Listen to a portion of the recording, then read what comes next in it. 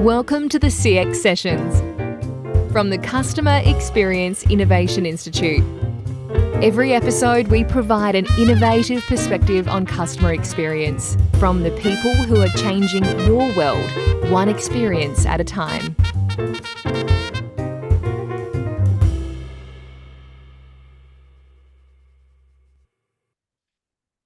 Welcome back to CX Sessions, our very first episode for 2024, and how quickly that's come around. From Melbourne, Australia, I'm your host, Simon Chris, and joining me today is Alex Genov. He's based in Las Vegas, the city that never sleeps, and I want to get this right, is the head of customer research and marketing insight for Zappos, and been with Zappos for a while. Zappos, of course, renowned for their customer experience. Alex, welcome to CX Sessions. Thank you, Simon. Pleasure is all mine. Can we just start off by you telling the listeners a little bit about yourself, a little bit about your background and your journey through CX? Absolutely, Simon. I'd love to do that. I'm originally from Bulgaria, so I came to the States a long time ago to study psychology. And I studied psychology for over 10 years, not because I liked studying so much, but because I had to keep my foreign student visa status current. Okay. So I got my degree in graduate degree in experimental social psychology. And then following that, the most obvious choice would have been for me to become a professor, but I was sick and tired of being poor for so many years, so I said I'm going to go work for the software industry.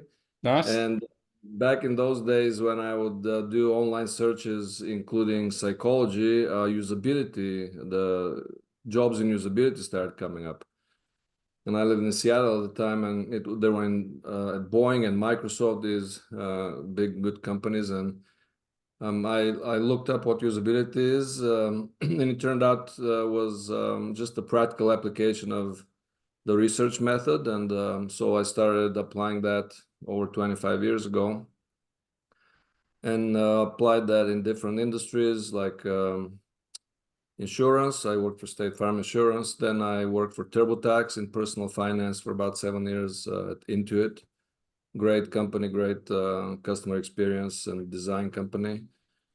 Then I was at a small startup in San Diego for about 3 years, and for the past almost 10 years, like you said, I've been at Zappos. Yep. And loving every minute of it. Yeah, wow. The more people I talk to in CX, and even more so, particularly in customer contact centers, very few, in fact, none of them ever left school and thought, I'm going to be in CX or I'm going to be in UX, or they all started somewhere else and somewhere along the line tripped over and fell into the industry and then just never left. So you're in really good company. With the work that you're doing, and it must be, I mean, like I said, Zappos is often quoted as being right at the front, the leading thing that people are looking to. What are you starting to see as some of the challenges in delivering CX today? I mean, is it tech? Is it people? Is it customers? Or where are the big challenges? Sure, Simon. This is a big question. So just to give a little context, I joined when Tony Hsieh was still leading the company. And he built Zappos, like you said, on these principles of customer service. And 25 years ago, that was groundbreaking. That was absolutely counterintuitive to say everybody is cutting that cost, considering it this nuisance, right? And minimizing the cost and by doing that, degrading the customer service experience. Tony went the other way. He said, we're going to put almost everything there. And so he would say Zappos is a customer service company that happens to sell shoes. Well, now our current CEO, who's a great Zaponian, who's been with Zappos for over 15 years, now he's evolving that statement and making it broader. So now he says Zappos is a customer experience company that happens to sell shoes. So, and that's meaningful because Tony's view was a bit narrow. It was great customer service over the phone, right? Yep. And now Scott is saying we're going to make that broader. So let's take that spirit of customer service and let's emulated on the digital experiences, and that's where things are changing. It's where before shopping online, I mean, 25 years ago, shopping for shoes online was just a natural extension, one small step away from the catalog shopping over the phone. Yeah. That was it, right? And then we still have some people calling in and saying, well, I want to place an order and please place it for me. Yeah. And then, are you looking at the website, sir? Yes, I am. So Yes, I please am. I can see the shoes I want. I want to order them now. Yeah. can see the button, but please, but that's, you see, that's the mindset and the metaphor, but things are changing and the world is evolving pretty fast. And now we have to consider people's preferences, even for when you take customer service. Nowadays, our attentions are so short and we're so impatient with communication, if you will. So who wants to commit, minutes or an hour to staying on the phone with somebody? Yeah. And right, and younger people, I mean, even years ago when I was at the startup in San Diego, that we studied how millennials back then, the younger generation, a decade or so ago, they used the phone and they didn't want to call, and we had this in-depth discussion session with a group to find out very interesting reasons why. So they say things like, well, I'm sitting next to my friends. I don't want them to be hearing what I'm saying, right? The privacy, you text. Well, they say, I don't want to commit here. I can reply when I want, right? Yeah. The asynchronous. So that's where, to answer your question in a very roundabout way, the world is evolving and customer service and customer experience is evolving. And we are now looking at different technologies. Everybody's talking about AI and Chat GPT and all that. But my hope is that, and then we'll elaborate on that a bit later in the conversation, I guess. But my hope is that we always start from the customer job to be done or the customer need, the desired customer experience, and then work backwards into the technology versus saying, oh, everybody's using chatbots, and now we're saying everybody's using chatbots using AI. Now let's Yeah. use them. And then the question is, well, how do we use them? Right? We don't want that. Yeah, for sure. So, talk to me about Zappos. You talked about expanding to being, a CX company that happens to sell shoes. Where do you see that CX journey starting and finishing for your customers? Well, Simon, I mean, it starts at various places. It's as diverse as our customers are diverse. So they would, I would say I would answer your question that way. It starts with the thought. It starts with the very thought of I need something or I want to buy something. And that intent, it starts with that. And then that triggers other mental processes that bring up a brand in mind. Like, so, okay, I'm gonna either you go online and start searching, but then what do you search for? Do you search for a brand? Do you search for a retailer? Mm. And in our research, we found something very interesting. A big opportunity is to do improvements and to work on the design and on the whole experience in order to not make the best customer experience. Don't worry about that. Make it the most favorite for that customer. You see, there's a big difference. And I'm here borrowing from my most favorite CX people who's not traditionally thought as CX. It's a very famous restaurateur in New York City, Danny Meyer. And he talks about the concept of hospitality applying to any business. And to me, if I have to equate CX with something, it would be hospitality. And so that's what he was saying is his restaurants, he wants them to be his customers' favorite, not the best, because there's a very big difference. Interesting. And so what do you do to improve the experience for that customer? So you say, you know what, objective ratings aside of whoever rates that, right? Some commission rates, who's the best, you get awards, whatever. Yeah. Zappos is my favorite, right? And then you would tend to come to Zappos more more often. Just like I mean, Zappos is an Amazon company, but I'm not saying that because Zappos is an Amazon company. But whenever I need something, I go to Amazon. Mm. Top Amazon is my favorite, right? Sometimes I want to support a local shop and I go there and they don't have it. And it's like, Yeah. okay, well, I go to Amazon. Yeah. Okay. Interesting. You co-authored a book actually that I'd love to talk about, going back to what you were just saying. Forget the customer, see the person, which is a really interesting title. Talk us through that a little bit. Thank you. Thank you for mentioning it, Simon. It is, I mean, the core of it is really exploring what true customer centricity is. And you know, the customer is always right. All that has become a cliche, but I'll tell you where the meaning of that came from. And we describe it in the book, but it was I was at Intuit, and we had this uh, customer CX all hands, if you will, UX CX all hands meeting.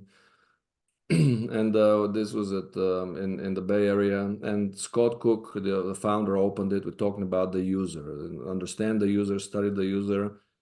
Back in the day, he pioneered this method of really following like a customer who bought QuickBooks home to see how they're using it. I mean, that's back in the day. I mean, take the box, go. Yeah.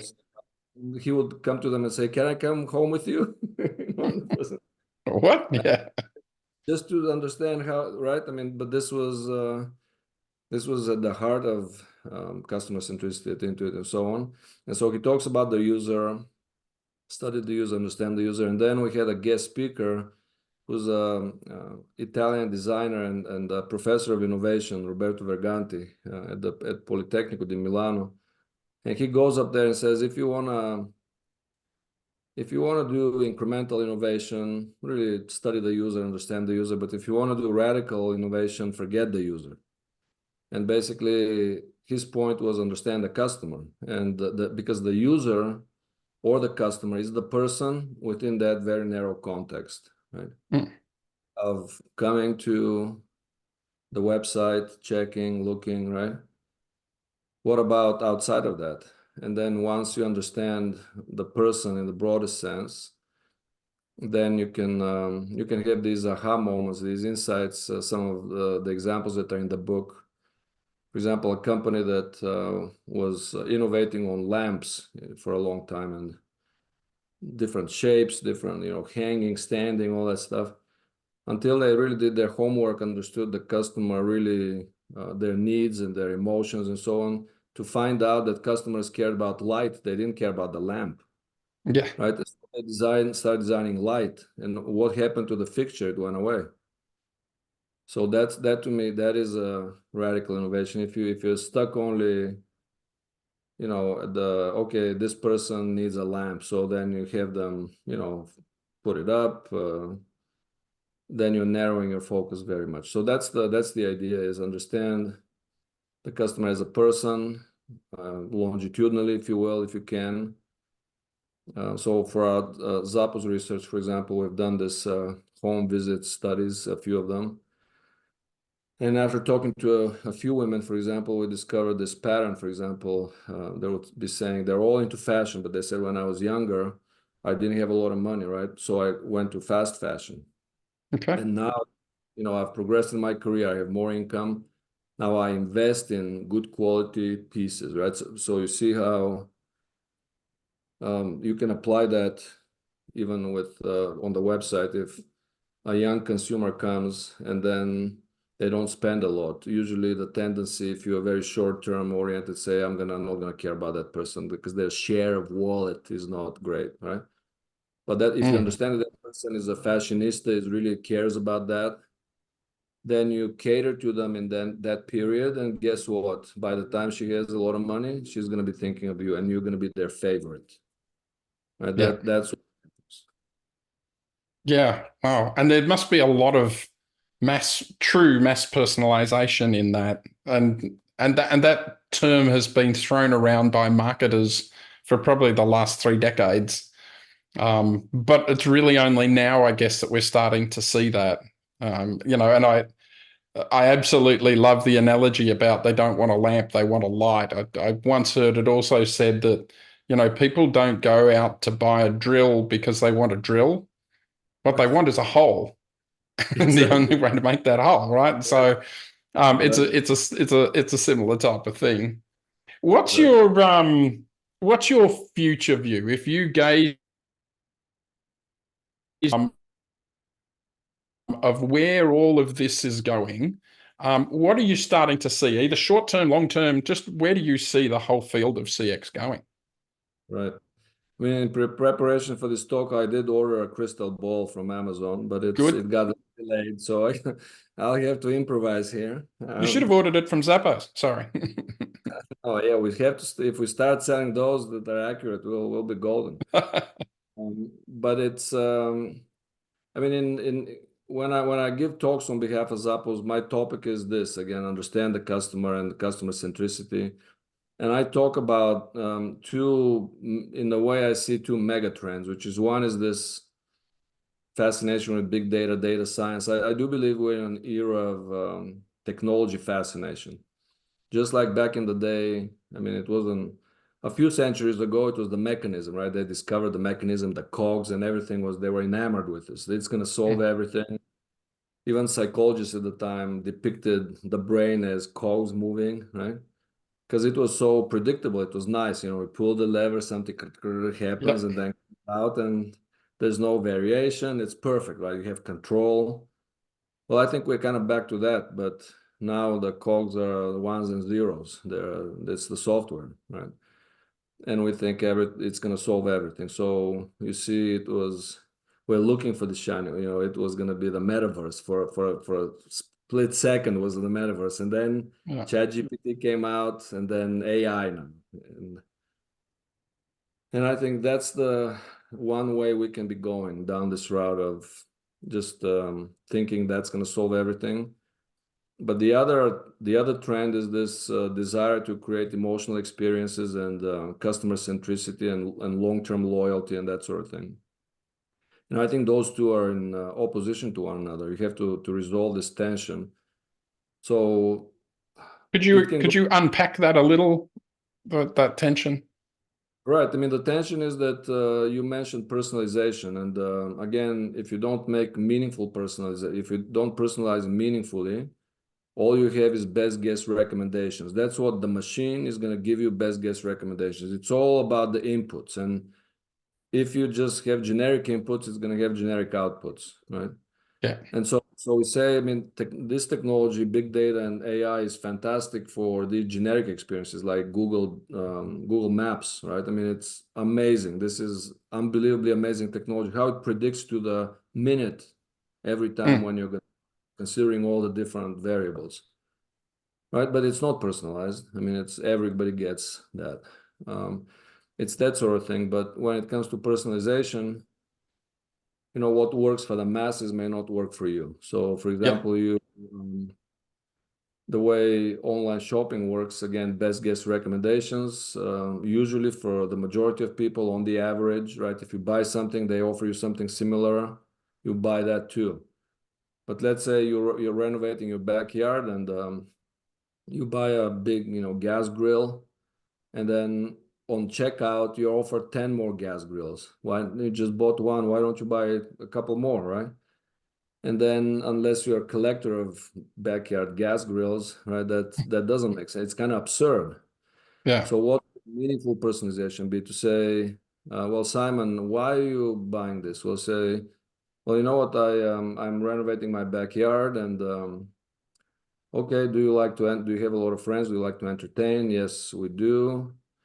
All right, well, do you have a big enough table, right? Mm. Or you live in this part of the world where it gets cold in the winter, do you have the heater? You know what I mean? So all of that Contextualized offerings. Yeah.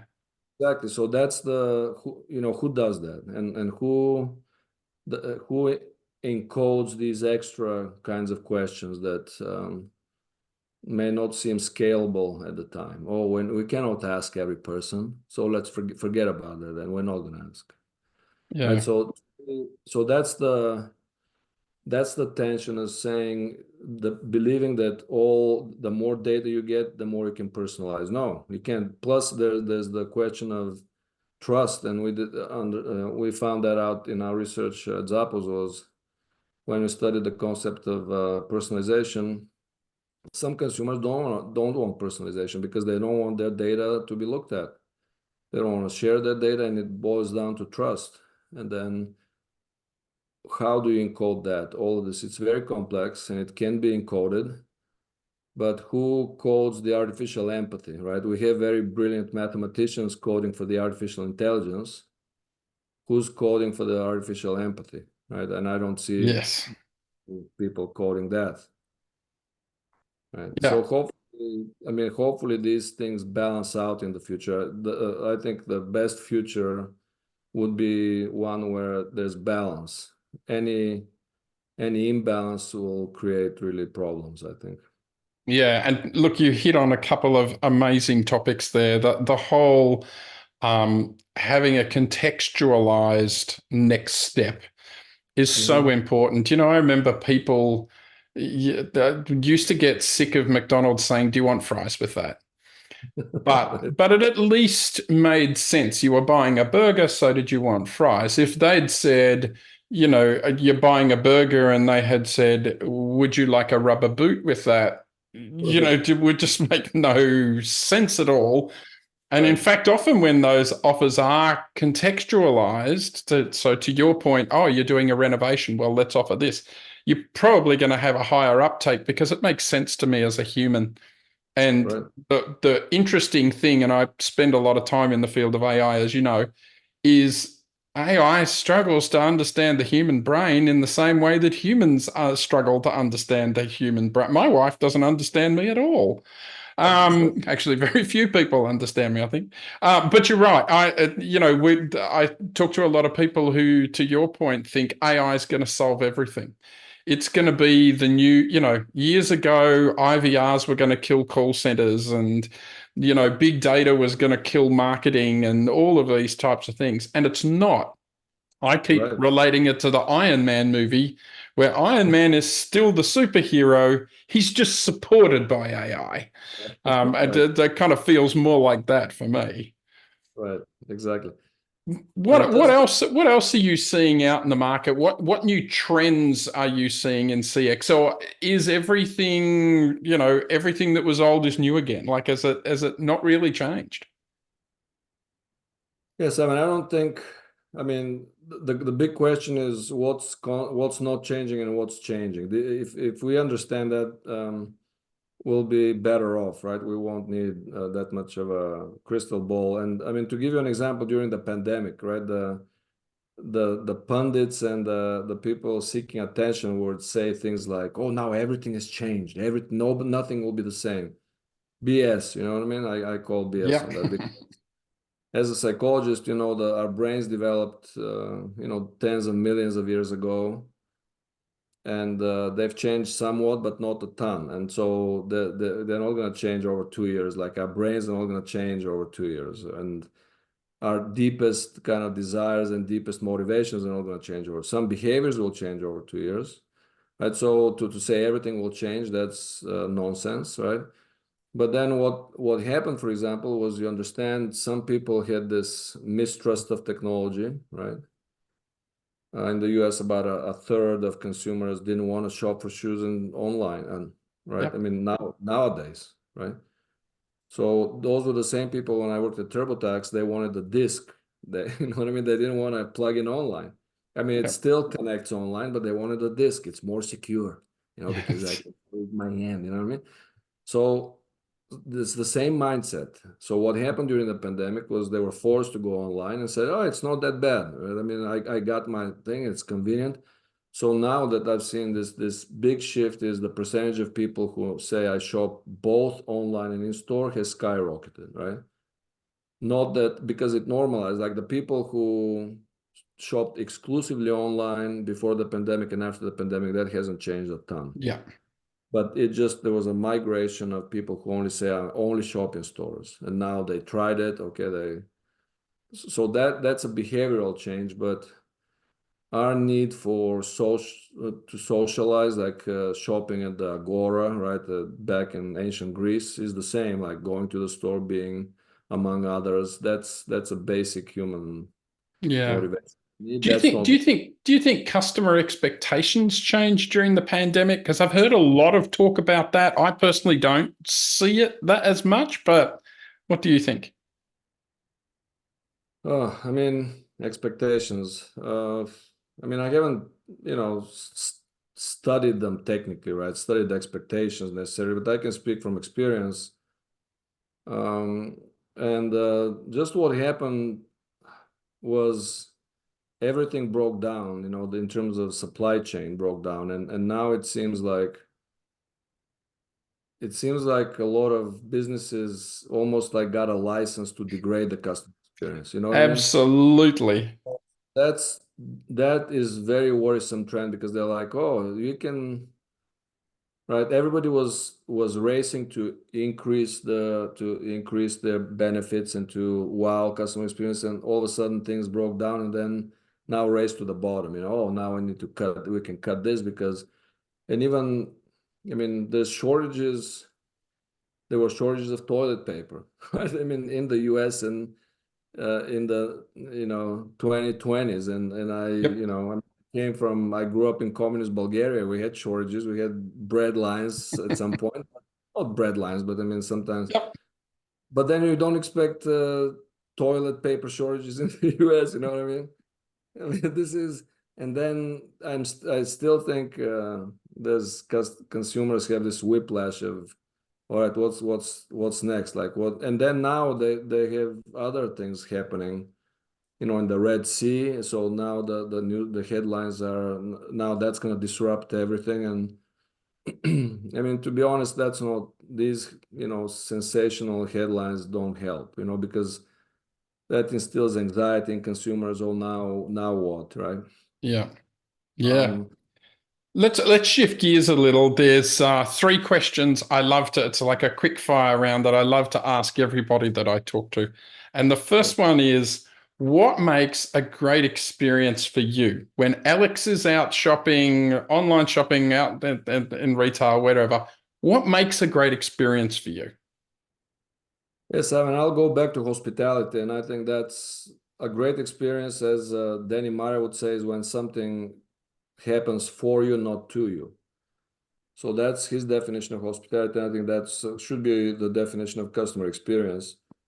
And I can think of great dining experiences, right, where you come in and they notice your mood, and then they tailor the service. And then when they kind of observe, and when you're deep in conversation, they don't come and interrupt you when your mouth is full, not just Yep. because it's their schedule. That's when they're due to come, right? Yep. And when you need something, they're nowhere to be seen, right? So when they take into account your mood and your needs and everything, and maybe the chef or somebody comes out and says, how's everything, right? The manager says, how's everything? Little things, Yeah. right? Yeah. It's Um, been my constant complaint in an airplane is that they feed me when it's convenient for them, exactly right. not No, when it's convenient for me. perfect. So that's exactly right. So that industry is full of examples of when things happen to you, not for you. Yeah, very true. All right, my second question. If you could go back in time, go back 20 years or whatever, and give your younger self some great advice about CX, what advice would you give yourself? That's a great question, Simon. I would say my younger self was a bit more scientific, right? Fresh out of grad school, and I was looking at the science behind things until experience taught me that research in the scientific setting and research in the business setting are two very different games, right? It's Mm, judging one by the rules of the other is really silly, right? It's like judging the performance of American football and European football, right? yeah. One grab the ball and run, and the other one you kicked out right away. If you Yeah. grab the ball with your hands and run. So, but that's what many times happens is there's lack of really understanding of how we still need to use the scientific method and do empirical research, but it has to be practical. So I took me a while, and I got into some not hot water, but it was a learning experience. You learn the hard way how to. I do love in your LinkedIn profile, you're the only one that has this, and I'd encourage everyone to go and look at it, is I see startup fail number 1, startup fail number 2. And I think it's beautiful that you wear that as a badge of honor, because it's reality, right? That these things happen. All right. The third question that I ask everyone, what book are you reading right now, or what podcast are you listening to, or what's influencing Alex?